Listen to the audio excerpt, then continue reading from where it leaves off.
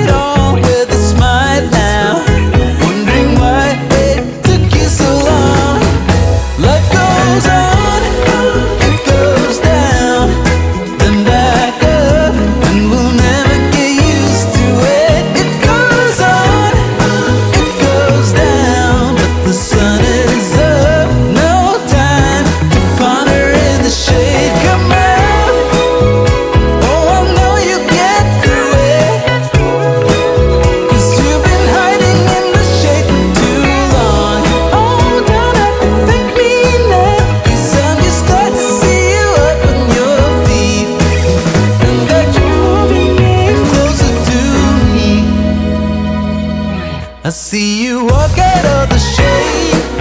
Oh yeah, came out. Ooh, it's in the past now. Oh yeah.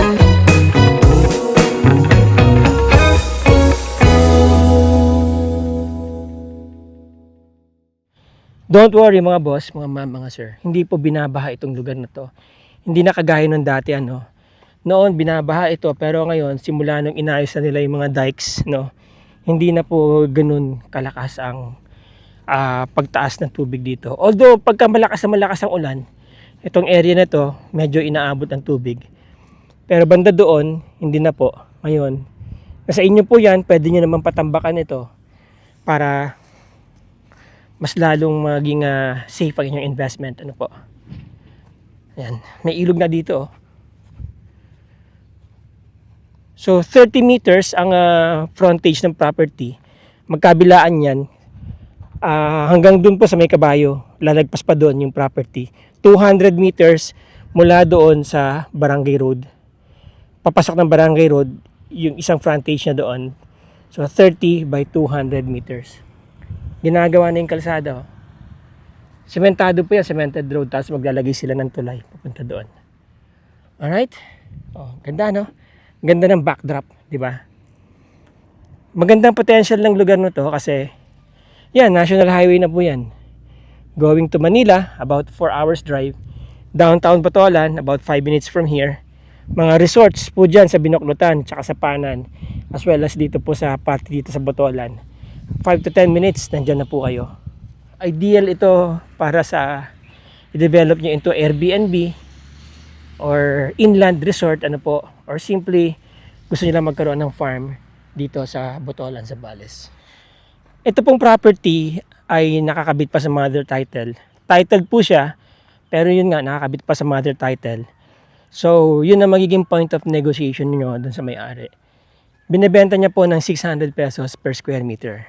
So, sa 6,000 times 600 pesos, so 3.6 million ang asking price na may-ari.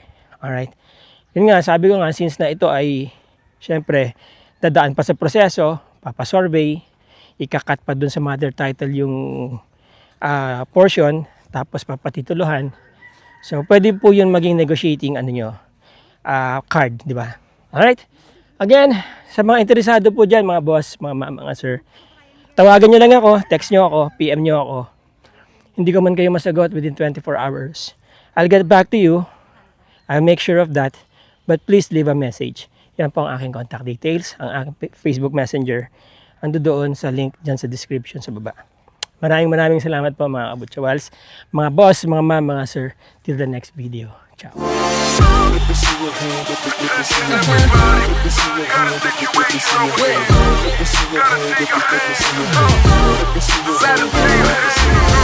the club, we'll do it tonight. Yeah. From the back.